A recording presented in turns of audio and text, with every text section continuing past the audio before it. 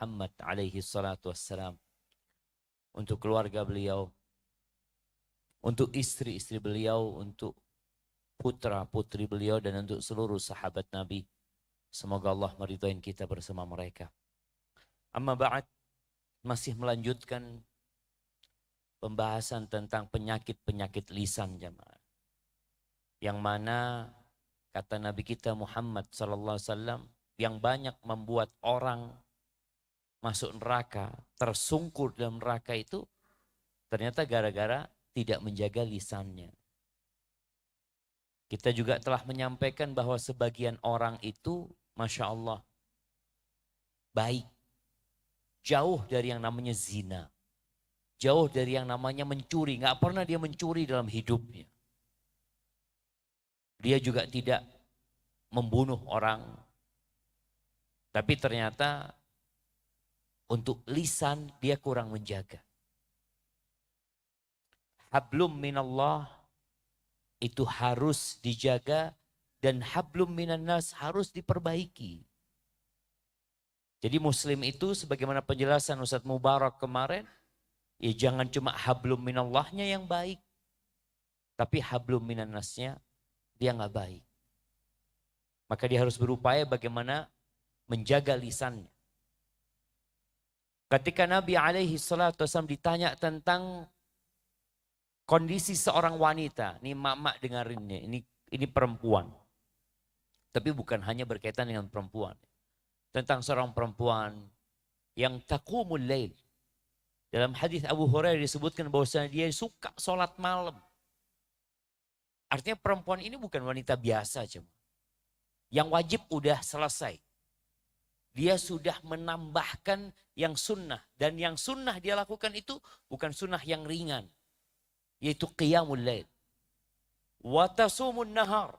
Yang kedua, dia puasa sunnah. Ini perempuan gak pernah punya utang. Karena selalu dia bayar utangnya. Dan dia rajin puasa sunnah. Disebutkan wa tatasaddaq. Dan dia juga mungkin bersedekah perempuan ini. Cuma masalahnya satu. Walakinnaha salitah. Kalau ngomong pedes perempuan ini. Tu'zi jiranaha. Dia menyakiti tetangga-tetangganya. Apa kata Nabi alaihi salatu wassalam? La khaira fiha. Nggak ada baiknya nih perempuan. Subhanallah jemaah. Mana sholat malamnya? Mana puasa sunnahnya?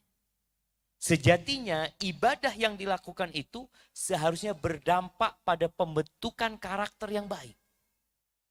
Orang yang rajin sholat malam itu akan tawadhu dia.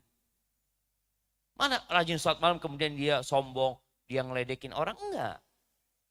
Orang yang rajin puasa sunnah itu seharusnya menjadi orang yang bisa mengontrol emosinya. Dan dia suka membantu orang lain. Tapi realitanya perempuan ini tu'zi jiranaha. Suka nyakitin tetangganya. Ghibah enggak ini jamaah? Ini sahabat cerita kepada Nabi tentang wanita. Ghibah enggak? Nah, masuk ghibah apa enggak? Ghibah itu kalau yang dikasih tahu paham dengan cerita yang dimaksud. Kadang-kadang kan ada orang ngomong, "Syuf, ini ana mau cerita. Ana enggak akan sebutkan nama ya, supaya enggak ghibah. Tapi antum tahu sama orangnya." Kira-kira ghibah enggak jemaah? Dia enggak nyebut nama, tapi ngomong antum tahu sama orangnya. Ya udah ghibah jadinya. Dia hanya memberikan isyarat. Ini para sahabat enggak, dia cerita umum. Ada wanita pokoknya. Kemudian yang kedua, kita juga membicarakan di antara bentuk ghibah yang diperbolehkan kalau itu ghibah adalah dalam rangka meminta fatwa. Kita sedang punya masalah yang butuh hukumnya itu apa? Ceritakan. Ini enggak, mereka enggak ghibah. Karena mereka tidak menyebutkan nama dan Nabi tidak tahu juga siapa yang sedang dibicarakan oleh penanya ini. Yang jelas ini pelajaran untuk semua manusia sebenarnya. Nabi mengatakan la khaira fiha, enggak ada baiknya nih perempuan.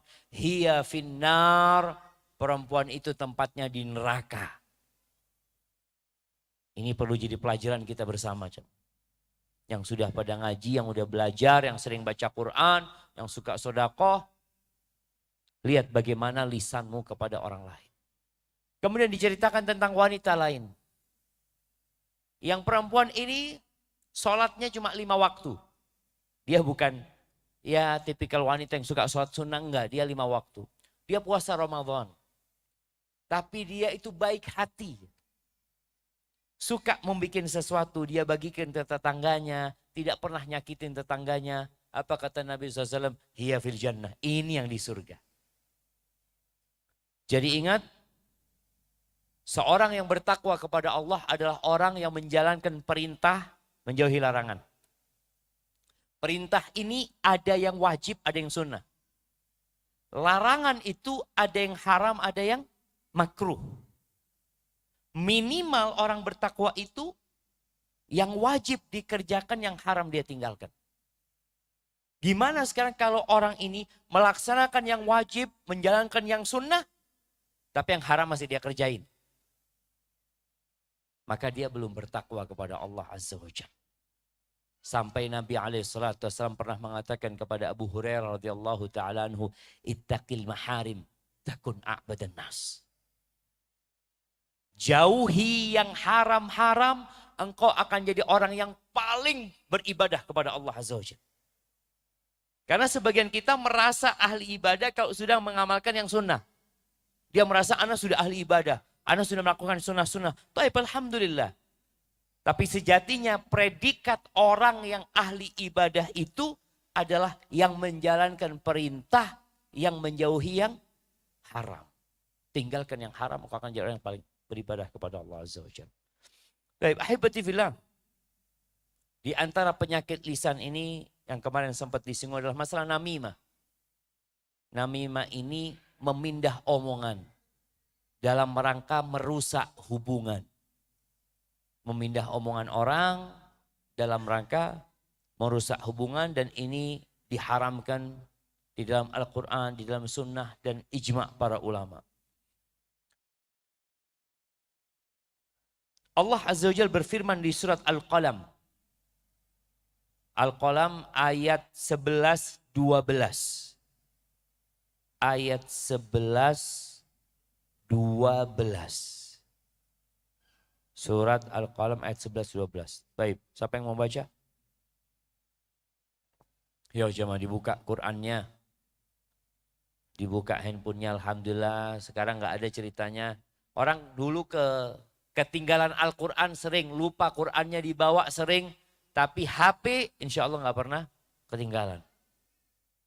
Sampai sholat pun harus diingatkan HP-nya tolong di silent atau dimatikan. Baik. Al-Qalam ayat 11-12. Tafadhal. Nah. Tafadhal. Ya, yang di belakang itu.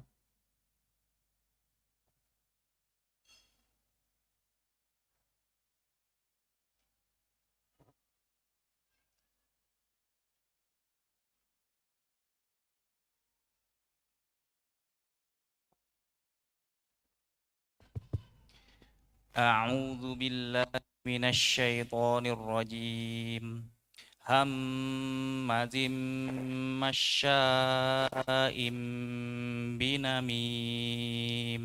Diulangin. هماج مشاء بنميم. Zainya kurang jelas. Hammazin. Hammazin. Baik. Hammazim Hammazim masya'im binamim manna'il lil khairi mu'tadin athim. Barakallahu fiik. Artinya? Yang banyak mencela, yang kian kemari menghambur fitnah, yang banyak menghalangi perbuatan baik, yang melampaui batas lagi banyak dosa. Allahu Akbar. Ini sifat orang yang tercela. Suka mencela, kemana kemari menfitnah, bawa berita dusta, mengadu domba, menghalangi orang untuk berbuat baik. Melampaui batas dan pelaku dosa nih orang. Di sini disebutkan bahwasanya di antara sifat orang yang tercela itu yang suka memindah omongan orang. Yang disebut di sini masya'in binamim. Di dalam hadis yang diriwayatkan Imam Bukhari dan Muslim, Rasulullah Sallallahu Alaihi Wasallam mengatakan, la yadkhulul jannah qattat. Tidak akan masuk surga orang yang suka mengadu domba. Al-qattat itu namanya namam. Yang suka memindah omongan tadi dalam rangka merusak hubungan. Maka jangan pernah orang itu memindah omongan. Kadang-kadang gini, sebagian orang mindah omongan. Nggak ada dalam hati dia ingin merusak hubungan. Tapi dia hanya ingin ya supaya fulan tahu gitu loh. Supaya fulan tahu antum ini diomongin sama fulan gitu loh. Fulan itu suka ribain antum. Jadi mungkin dia beranggapan aku tidak ingin merusak. Tapi dampak dari yang dia lakukan merusak. Maka Nabi SAW mengatakan nggak masuk surga. Orang yang suka memindah omongan orang itu dalam rangka merusak di antara mereka. Di riwayat Hudzaifah di Imam Muslim disebut namam. Ada qattat, ada namam. Sebagian membedakan perbedaan qattat dan namam. Namam itu yang hadir ketika cerita. Ketika ada obrolan itu dia hadir. Kemudian dia memindahkan omongan itu. Sedangkan qattat itu yang mendengar tanpa disadari oleh yang ngomong. Kalau ternyata ada yang dengar. Contoh nih kadang-kadang di restoran. Kan ada yang satu meja makan, ada yang meja makan lain kan. Di satu meja makan lagi ngobrolin fulan. Meja makan sebelahnya itu nggak ikut hadir sebenarnya dalam majelis itu. Tapi dia dengar. Oh ini lagi ngomongin fulan. Lalu kita pindah. Jadi kalau yang memindah itu yang ikut dalam pembicaraan disebut namam. Kalau dia hanya dengar tanpa menghadiri lalu dia memindahkannya. Itu disebut qattat dan dua-duanya la yadkhulul jannah. Nggak masuk surga.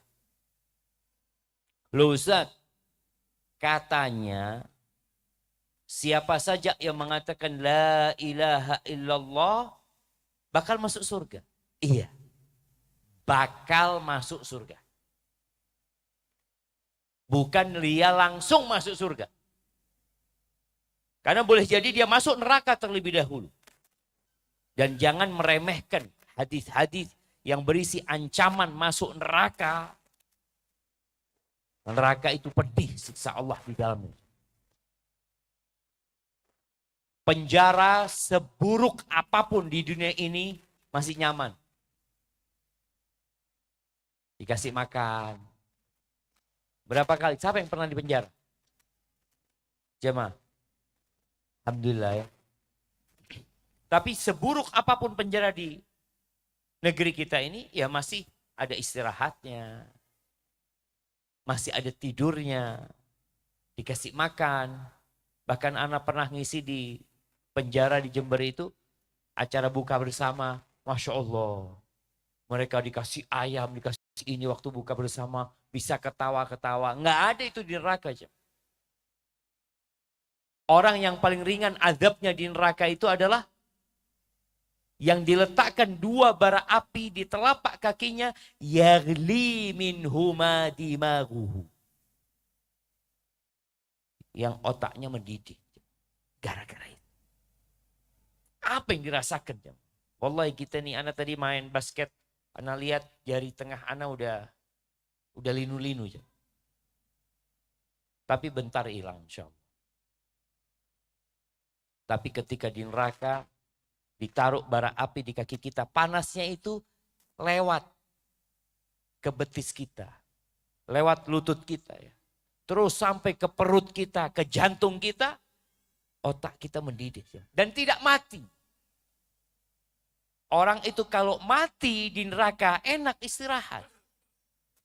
Makanya orang-orang yang kekal di dalam api neraka itu bagaimana dia teriak-teriak memanggil malaikat Malik. Malaikat penjaga neraka. Wanadau ya Malik liyaqdi alaina rabbuk. Mereka teriak, Malik, ya Malik, mintakan kepada Tuhanmu agar kita dibinasakan. Kita dimatikan, udah. Disebutkan Malik itu diam. Enggak digubris teriakan orang-orang. Terus mereka teriak-teriak. Sampai disebutkan mereka memanggil-manggil Malik selama 1000 tahun. Setelah 1000 tahun Malik menjawab. Harapannya penghuni surga, jawabannya ini mengenakan mereka. Selesai sudah. Azab kita selesai. Malik mengatakan, qala innakum makithun. Kalian tetap di sana. Hidup. Tidak ada mati. Semakin tersiksa penghuni neraka. Maka ingat bagi orang yang pernah memindah omongan. Kemudian merusak hubungan, bertobat kepada Allah Azza wa Jalla. Kenapa? Karena disebutkan, la yadkhulul jannah. Gak bakal masuk surga. Atau harus ke neraka dulu. Kecuali Allah Azza wa Jalla mengampuni dosa dia. Ahibati fillah. Rasulullah sallallahu alaihi wasallam dalam hadis Abdullah bin Abbas radhiyallahu anhu disebutkan beliau pernah keluar berjalan bersama para sahabatnya di beberapa kebun, melewatin kebun di kota Madinah itu. Lalu beliau mendengar suara 2 orang di dalam kubur yang sedang disiksa. Kita tiap sholat dianjurkan berdoa, Allahumma inni a'udzubika min azabil qabr. Iya, ada azab kubur. Orang yang mati jangan dipikir istirahat. Dia akan berpindah dalam kehidupan yang selanjutnya. Jadi azab itu tidak nunggu nanti dibangkitkan pada hari kiamat baru diazab. Rasulullah SAW mendengar 2 orang yang disiksa dalam kuburnya. Lalu beliau mengatakan, yu'adzaban.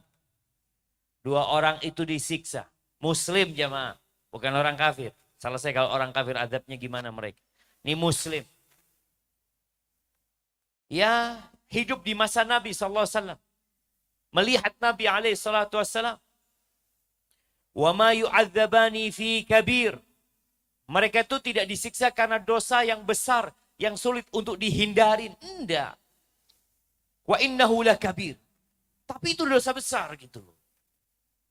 Dosa ini sebenarnya bukan dosa yang sulit untuk dihindarin. Artinya sebenarnya mampu orang menghindarinya. Tapi ini dosa besar. Kana ahaduhuma la yastatiru minal baul. Yang satu, kalau kita lihat amalan dosanya itu ringan. Dia itu tidak menjaga dari kencing. Jadi Muslim itu berbeda dengan non-Muslim. Bagaimana kalau kencing jangan sampai kecipratan? Ya celananya, kulitnya, kakinya. Juga jangan sampai kelihatan kemaluannya. Model kencing berdiri. Boleh enggak kencing berdiri, Jam? Boleh. Tapi lebih baik duduk. Baik. Yang berdiri, jangan sampai kemaluannya dilihat sama yang di sebelahnya. Karena sekarang modelnya yang berdiri ini, penutupnya dikit. Dan kadang-kala orang itu memang setelah kencing langsung dia tutup. Tidak dia bersihin kemaluannya. Antum dengar cerita di Eropa banyak pemain bola yang Muslim. Di salah satu klub itu ada tukang cuci pakaian pemain bola. Di antara semua pemain bola ada satu celana yang dia heran. Celana ini nggak pernah ada bau pesing. Dia heran gitu. Sampai perempuan ini. Sampai akhirnya dia kepingin tahu. Dia tanya. Dia datengin pemain bola ini. Ana mau tanya, kata dia. Ana heran. Kenapa celanamu tidak pernah ada bau pesing? Sedangkan kalau yang lainnya itu sudah pesing semuanya baunya. Apa kata orang ini? Ana muslim. Bas jawabannya. Ana muslim. Loh, kenapa emangnya orang Islam? Baru dia jelasin. Jadi kalau bicara kebersihan dalam Islam itu, at-tuhur syatrul iman. Kesucian itu setengah keimanan. Kalau an-nadhafatu minal iman itu bukan hadis. Kesucian. Karena kalau bicara bersih belum tentu suci. Bersih itu belum tentu suci. Dan kotor itu belum tentu najis. Belum tentu. Akhirnya orang ini kasih penjelasan tentang bagaimana Islam itu. Masuk Islam nih orang gara-gara celananya pemain bola. Bayangin ya. Bagaimana indahnya agama ini. Maka Nabi SAW menyebutkan nih orang disiksa gara-gara masalah kencing. Jangan diremehkan masalah kencing ini. Kita lihat tadi kencing ternyata bisa menjadi pintu hidayah buat orang. Dia tahu keindahan Islam. Sembarangan dia kencing, ya. Kecipratan ini dan itu. Kadang-kala dia sholat nantinya dengan hal itu. Itu yang pertama. Wa kanal akhar yamshi bin namimah. Yang satunya lagi biasa berjalan ke sana ke sini mindah omongan. Kan ada jamaah orang itu yang ya kita kenal lah mungkin di masyarakat ya. Ada satu orang, oh fulan ini Masya Allah. Sampai ada cerita kalau dia datang banyak yang nanggap dia jemaah. Ditanggap orang ini. Karena dia punya banyak cerita. Kau hari ini punya cerita apa? Oh iya cerita ini, itu. Masya Allah. Jadi kita kulaan dari orang ini. Mak-mak ada yang suka kulaan?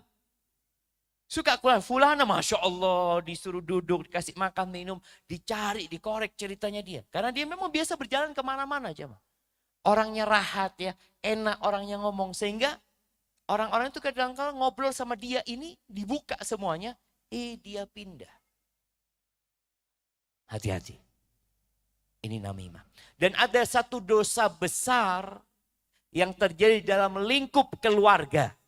Yang berkaitan dengan lisan juga. Dosa di antara suami istri.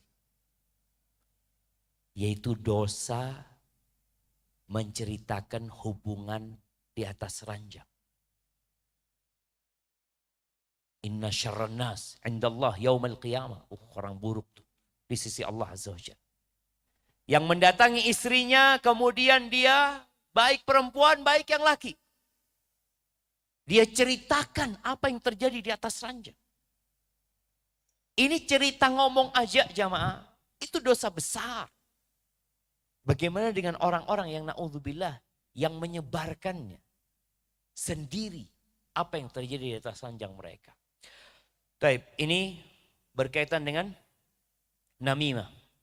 Taib, semalam ada yang tanya tentang bagaimana tadi kalau kita diribain orang lalu ada yang melaporkan ke kita, sikap kita itu apa?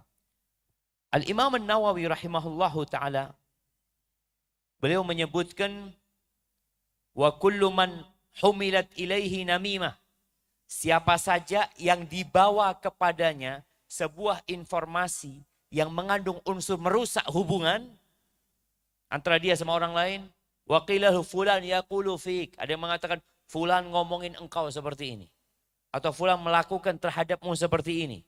Maka hendaklah dia melakukan 6 hal. 6 perkara. Jadi antum kalau dapat berita orang gibain antum, dia ceritakan kepada kita, yang tentunya ini akan merusak hubungan kita, maka antum melakukan 6 perkara. Apa yang pertama? Ayyanhahu an dzalik. Pertama dia melarang orang ini, menegur orang ini, memberikan nasihat kepada orang ini, menyampaikan kepada dia bahwa yang engkau lakukan buruk. Jangan merasa berbuat baik. Karena sebagian orang kalau sudah mindah omongan, dia akan mengatakan, aku tuh mengatakan ini karena aku sayang sama engkau gitu. Aku ingin kebaikan buat engkau. Enggak. Yang kau lakukan ini keburukan. Yang kedua, afwan, bukan yang kedua. Tadi itu yang kedua jemaah. Yang pertama itu jangan dipercaya. Itu yang kedua. Yang pertama jangan percaya sama omongan orang ini. Karena orang yang mindah omongan orang itu fasik. Dia ini orang fasik. Jangan percaya sama omongannya. Oh tapi dia jujur, sudah. Ketika dia mindah omongan berarti dia fasik. Maka kita jangan terima berita dari dia. Yang kedua, yang baru saya disampaikan. Kasih nasihat dia, tegur dia. Yang ketiga, engkau harus membenci orang ini. Loh, yang dibenci, yang gibain, apa yang mindah? Yang mindah omongan. Kenapa? Karena orang ini dibenci sama Allah. Bukankah Nabi SAW mengatakan, la yadkhulul jannah namam. Gak masuk surga. Kasih tahu nih orang, engkau itu pindah omongan. Nabi mengatakan gak masuk surga loh orang kayak engkau nanti. Yang kau lakukan gak benar. Kita jangan mencintai orang ini, benci sama orang ini. Karena sebagai bentuk keimanan kita membenci yang dibenci Allah, mencintai yang dicintai Allah Azza wa Jalla. Yang keempat, jangan suudzon sama saudaranya. Kita kadang-kadang dapat informasi ini mulai suudzon sama fulan. Padahal tadi sholat duhur ketemu gitu loh, duduk bareng, pas makan bareng. Waktu Isya, ngelihat sahibnya sudah gak enak ya, gara-gara dapat berita tadi. Maka ingat, engkau berhusnudzan sama saudara. Enggak, insya Allah dia tidak melakukan itu. Itu yang keempat. Yang kelima, informasi yang didapat jangan sampai mendorong dia untuk mencari tahu kebenaran informasi orang ini. Kita kadang-kadang kan mau tabayun, anak mau cari tahu, benar enggak nih? Jangan. Kenapa antum perlu tutup pintu keburukan? Kemudian yang keenam, jangan sampai engkau melakukan yang dilakukan orang yang namam ini. Maksudnya, jangan menceritakan kelakuan orang ini kepada orang lain. Fulan mindah omongan ana. Fulan cerita sama ana. Kalau bosnya fulan itu mengatakan ini dan itu. Akhirnya kita masuk juga dalam namam. Keeps buat antum aja informasi. Antum gak perlu ceritakan kemana-mana. Ahibati fillah. Kata Nabi SAW, Inna syaitan qad ayisa an ya'budahul musallun fi jaziratil Arab. Setan itu sudah berputus asa. Dia sudah nyerah untuk bisa disembah lagi di jazirah Arab. Dia udah nyerah karena dia melihat orang-orang pada berbondong-bondong masuk Islam ya. Mereka berusaha memperbaiki tauhidnya, hubungan dia sama Allah. Akhirnya setan melihat kondisi itu, dia jadi putus asa gitu. Untuk dapat menyesatkan manusia agar menyembah berhala lagi. Atau agar menyembah setan. Terus setan apa yang dia lakukan? Maka dia ganti strategi. Walakin fit tahrish bainahum. Maka setan punya cara lain bagaimana merusak hubungan di antara orang-orang yang beriman. Mengadu domba di antara mereka. Maka jangan mau jadi tukang anternya setan. Jangan mau. Baik. Ada satu jenis manusia juga yang berkaitan dengan mengadu domba ini. Yang disebut manusia dua muka. Manusia dengan dua wajah. Wajah manusia berapa sama? Satu kita. Tapi ternyata ada manusia dengan dua wajah. Yang kata Nabi SAW di dalam hadis yang diriwayatkan Imam Bukhari dan Muslim, Inna syarran nas dzul wajhain. Sesungguhnya orang yang paling buruk adalah yang memiliki dua wajah. Siapa dia? Alladzi ya'ti haula biwajhin wa haula biwajhin. Dia adalah orang yang datang ke sini dengan wajah, datang ke sana dengan wajah yang lain. Seperti orang munafik. Ini di antara bentuk mengadu domba itu, ya dzul wajhain ini. Tapi dia memiliki ya nilai plus dosa yang lebih besar. Karena itu jadi kerjaan dia. Ini orang memang bermuka dua. Taib. Apa hukuman orang yang punya dua wajah itu? Tadi disebutkan dia adalah orang yang paling buruk. Dosanya sudah jangan ditanya. Adabnya jangan ditanya. Tapi di hadis Ammar radhiyallahu taala anhu, Rasulullah sallallahu alaihi wasallam mengatakan, "Man kana lahu wajhan fid dunya," barang siapa yang punya dua wajah di dunia, kana lahu yaumal qiyamah lisanani min nar. Maka pada hari kiamat dia akan punya dua lisan, jemaah. Lisannya bukan satu. Di hari kiamat punya dua lisan, yang lisan tersebut dari api neraka. Na'udzubillah min dzalik.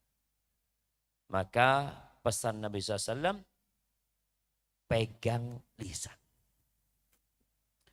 Tapi bagaimana mengobati namimah? Seperti yang kemarin disampaikan tentang mengobati ghibah. Kita sebutkan ada dua cara mengobati ghibah. Siapa yang masih ingat? Dua cara ngobatin ghibah. Fadl, kasih mic-nya. Mana mic-nya?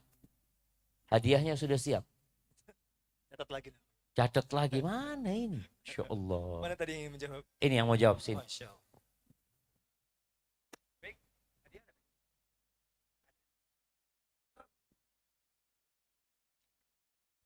Mengobati ghibah. Apa yang Ustaz sampaikan kemarin. Satu, mengetahui kita sedang menjerumuskan ke dalam murka Allah. Kebaikan akan diberikan kepada orang yang diomongin. Kedua, mengetahui penyebab ghibah dan meninggalkannya. Masya Allah, barakallahu fikum, kasih hadiah. Iya, kita mengetahui bahaya ghibah tadi. Murka Allah, kita transfer pahala sama dia. Kita akan merusak hubungan dengan ghibah tersebut. Ilmu ini membuat orang jadi takut, jemaah. Dengan kita mengetahui itu paling enggak kita akan mundur. Kita ghibah, kita ingat. Yang kedua, ngobatin dari sisi sebabnya. Apa sebab kita ghibahin orang itu? Kalau sebabnya karena hasud, karena iri, maka kita obatin irinya. Engkau iri sama fulan masalah apa? Masalah harta. Masalah jabatan. Siapa sih yang ngasih kepada fulan jabatan? Kan Allah Azza wa Jalla. Yang ngasih harta Allah. Terus kalau engkau ingin seperti dia, nggak perlu engkau ghibahin dia. Caranya minta sama Allah Azza wa Jalla. Jadi sebabnya yang diobatin. Begitu pula dengan namimah ini. Tadi kita sampaikan ayat hadis yang berkaitan dengan buruknya perbuatan ini. Maka paling tidak itu menjadi penghalang kita dari melakukan dosa. Jemaah, kita kalau tahu yang nggak pakai helm naik motor, yang nggak pakai helm itu motornya diambil, disita dan tidak dikembalikan. Kira-kira orang nggak pakai helm, jemaah? Iya, pakai helm dia, takut disita motornya. Tapi karena hukumannya cuma apa? Ditilang ini, aduh bismillah, nanti kan tinggal tebus surat tilang. Jadi ketika dosanya itu, hukumannya itu ringan, itu mendorong orang untuk melakukan dosa. Di dalam Islam, orang yang membunuh itu dibunuh. Maka nggak ada istilah orang mau jadi pembunuh bayaran. Jadi pembunuh bayaran. Kenapa? Ana bunuh dibunuh. Buat apa ana bunuh orang? Dapat duit. Mati ana habis gitu. Tapi ketika hukumannya itu nanti hanya di penjara sekian-sekian. Apalagi masih bisa nego ini dan itu. Ya orang masih ada. Dan betapa banyaknya pembunuhan terjadi gara-gara hukuman yang diberikan itu ringan. Maka kita perlu tahu dengan hukuman yang berat bagi orang yang namimah ini. Yang kedua, sebenarnya sebab-sebab orang melakukan namimah itu kurang lebih sama dengan sebab-sebab orang melakukan ghibah. Maka itu dihindarin. Taib, ahibati fillah, mungkin itu yang kita bisa kaji. Kita masuk ke sesi tanya jawab karena waktu kita nggak panjang. Nah, tafadhol. Baik, wah udah langsung tunjuk tangan aja deh. Masya Allah. Baik, mungkin pertanyaannya tidak terlalu banyak karena kan kita juga harus makan siang dan juga mungkin habis olahraga cukup lapar. Langsung pertanyaan Ustaz. Baik, sudah langsung ada yang ingin bertanya. Untuk akhwatnya dipersilakan disiapkan pertanyaannya. Bismillahirrahmanirrahim. Assalamualaikum warahmatullahi wabarakatuh. Nah, Yogi dari Bekasi, Ustadz. Ustadz mau tanya, masalah yang pertama tadi mindah omongan itu, Ustadz ya. Kan kita ada saudara nih, Ustadz, ceritanya. Nah, saudara kita ini dibicarain sama saudara yang B. Kalau si A ini gini gitu. Kita boleh gak sih, Ustadz, tabayun ke si A? Masalah apakah yang diobrolin ke B itu adalah betul atau tidak. Lalu biar kita tidak masuk dalam kategori namimah ini, adabnya seperti apa? Dan tabayun itu apakah boleh di segala hal atau ada tabayun yang tidak boleh? Begitu saja. Masya Allah. Kenapa antum mau tabayun? Kasih mic-nya dulu sama dia. Karena yang pertama saya khawatirnya yang A ini jelek. Saya pengen mengcounter karena si B ini bilang ini melakukan syirik lah, judi dan lain-lain. Jadi kalau kita tahu yang sebenarnya seperti itu kan pertama kita bisa menasihati atau dawahi. Masya Allah. Lalu yang kedua supaya nanti kalau si B ini menjelek-jelekan lagi kita bisa mengcounter bahwa tidak seperti itu yang sebenarnya. Seperti Masya itu sebenarnya. Baik, ini kembali kepada masalah ghibah tadi. Yang seharusnya kita lakukan kalau dia menjelek-jelekan saudara kita. Kita sampaikan kepada dia, engkau nyampaikan itu ke aku, tujuannya apa? Kalau tujuannya supaya aku memberikan nasihat, nggak ada masalah. Kemarin kita sebutkan bahwasanya menceritakan keburukan orang yang ada perlunya. Yang salah satunya tadi agar kita memberikan nasihat kepada dia, agar kita memperbaiki kalau ini memang kemungkaran, maka nggak ada masalah. Tapi ketika kita hendak memberikan nasihat, kita perlu tabayun. Boleh jadi yang ceritakan fulan nggak benar gitu loh. Dan ini termasuk adab dalam ingkarul mungkar. Ketika kita hendak mengingkari kemungkaran, kita harus pastikan benar nggak fulan melakukan kemungkaran tersebut. Tapi kalau ternyata fulan tadi ngomongin itu hanya sekedar ia melampiaskan dan memuaskan dirinya, maka kita harus kasih nasihat fulan. Yang ngomongin keburukan saudaranya. Syuf, kalau antum memang benar ingin kebaikan fulan, antum kasih nasihat. Apa gunanya antum omongan ini? Kalau dia ngomong, enggak, aku ingin kebaikan buat fulan. Cuma aku kalau ngomong langsung kayaknya nggak bisa. Memang ada jemaah kondisi kita kalau ngasih nasihat kayaknya nggak diterima sama fulan gitu loh. Kita perlu cari orang lain. Maka Anda sampaikan ini kepada antum. Berarti ini termasuk ghibah yang diperbolehkan. Karena memang dalam rangka tadi memperbaiki. Tapi kalau dalam rangka hanya ngobrol belaka, berarti tugas kita bukan tabayun, tugas kita ngasih nasihat dia. Orang yang gibahin saudara itu supaya dia bertakwa kepada Allah. Engkau pindah pahala lo ke dia. Lo enggak, yang anak omongkan nih bener loh, anak nggak bohong gitu. Ya itu namanya ghibah kalau bener. Kalau bohong itu baru namanya fitnah gitu kan. Maka kembali, kalau bicara tabayun, memang kita ingin memberikan nasihat, ya kita perlu tabayun dulu.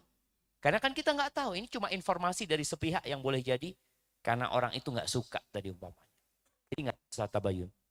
Baik, ada satu masalah jamaah. Ada namimah, bukan namimah sebenarnya. Ada mindah omongan yang diperbolehkan.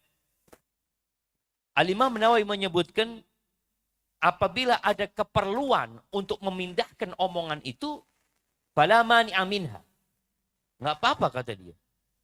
Contohnya, kalau ada orang nih yang mau merampok fulan. Atau mau nyakitin fulan. Maka kita perlu kasih tahu, hati-hati kau lo. Fulan ini kayaknya ya dia mau mencuri rumahmu. Terus gimana? Sudah kita cari laporan kepada pihak yang berwajib. Jadi memindah omongan kalau memang diperlukan karena membahayakan orang ini. Jadi bukan memindah omongan untuk merusak hubungan. Tapi sejatinya untuk menyelamatkan orang tersebut nggak ada masalah. Ingat, yang namanya namimah itu yang memindah omongan dalam rangka merusak. Tapi kalau kita memindah omongan memang dalam rangka menyelamatkan dia. Kita katakan engkau hati-hati jangan lewat sana ya. Jangan lewat sana. Kenapa? Kayaknya di sana ada orang-orang yang mau ngeroyok engkau. Atau apa. Maka itu enggak apa-apa. Karena ada maslahat di sana. Barakallahu fiik. Nah. Baik. Akhwatnya sudah siap pertanyaan? Mic-nya ada, Fik? Kata Ustadz Mubarak. Nah. Jangan bilang akhwat. Oh iya, muslimah. Muslimah. Kadang-kala nih kita jemaah. Kalau ketemu sama perempuan yang nggak pakai jilbab, bukan akhwat. Iya, Yang cewek. akhwat cewek ya. Ini cewek, ini akhwat. Padahal akhwat itu artinya saudari perempuan. Akhwat itu artinya saudari perempuan. Cuma karena memang istilah ini belum biasa dipakai, maka banyak orang kata Ustadz kan nggak ngerti kan. Dia kalau ngelihat, oh anak anti akhwat, bukan. Saya ikhwan. Padahal dia perempuan. Gitu. Ada pertanyaan? Muslimah, ibu-ibu, bila tidak nih Ustadz, menggabungkan tema yang Ustadz Mubarak, perihal ria, Ustadz perihal ghibah. Ada kadang-kadang saudara kita tuh yang melakukan amalan atau sedekah, dia itu tidak mau ria Ustadz, tidak menampakkan, tapi ada si B mengetahui, dia akhirnya membicarakan kepada orang lain, ini si fulan ini sedekahnya luar biasa. Dia nggak mau mengekspos, khawatir dengan ria. Tapi si B ini menceritakan ke orang lain, apakah ini ghibah yang lakukan baik sebut, bukan perkara jelek. Masya Allah, Masya Allah. Iya jamaah. Iya. Kembali kepada definisi ghibah. Ghibah itu menyebutkan sesuatu yang tidak, sesuatu keburukan ya. Yang tidak disukai sama saudara kita. Kalau bicara kebaikan yang dilakukan oleh orang itu, berarti kita dalam beberapa kondisi.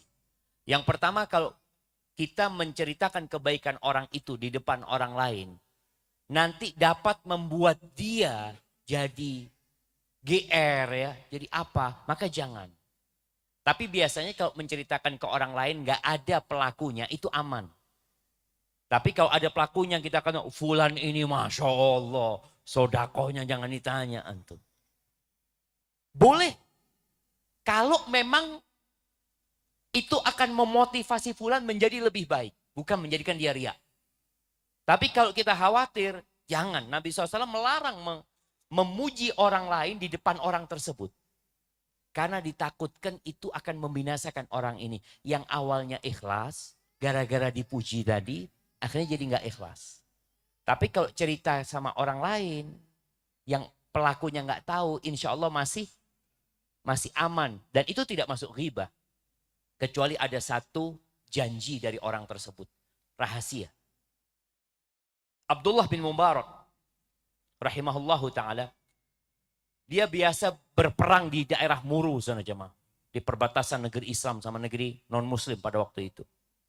Kalau beliau datang ke sana, ada satu pemuda. Yang biasanya melayani Abdullah bin Mubarak.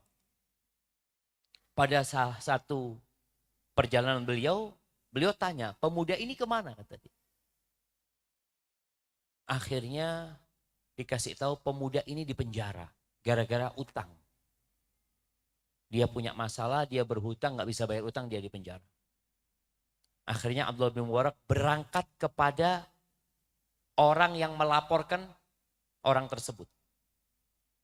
Ditanya, berapa utangnya pemuda itu? Disebutkan 10.000 dirham. 10.000 dirham itu jamaah. Berapa jamaah? Ya 1.000 ekor onta jamaah. 1.000 ekor kambing. Kira-kira 1 M ya. Dibayar sama Abdullah bin Mubarak cerita, jangan pernah kau ceritakan ini selama aku hidup. Ini pesan. Subhanallah. Udah, pemuda ini dikeluarkan dari penjara. Dia tanya, siapa yang nebus aku? Kata dia. Ada orang baik lah. Akhirnya pemuda ini ketika keluar dari penjara, dia tahu Abdullah bin Mubarak baru datang, sudah rencana pulang. Dikejar Abdullah bin Mubarak sama pemuda ini. Ketemu sama Abdullah bin Mubarak.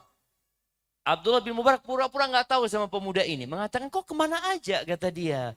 Oh aku cerita, aku di penjara, ini itu, kata dia. Terus kok bisa keluar? Iya ada yang nebus aku. Siapa yang nebus engkau? Nggak tahu lah, katanya ada orang nggak mau disebutin namanya. Abdullah bin Mubarak ini ingin memastikan rahasia itu terjaga. Jadi tadi kalau memang minta disembunyikan, kita jangan ceritakan gitu loh. Karena amanah jamaah. Seperti itu. Hada wallahu a'lam bissawab. Nah, pertanyaan terakhir ya. Ada yang bertanya? Atau muslimahnya sudah siap pertanyaan?